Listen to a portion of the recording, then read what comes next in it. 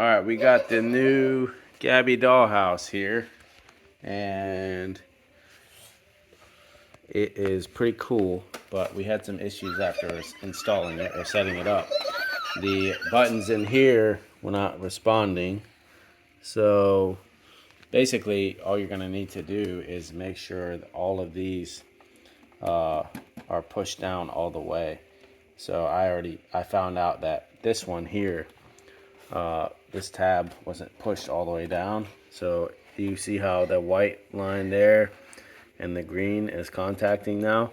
There's a connector down here that needs to talk to each other. So they need to connect. And if you got to push really hard to get it down there, right there, right there. Push all this down until it snaps. And then those will work. So every time you hit one of those, they should do something.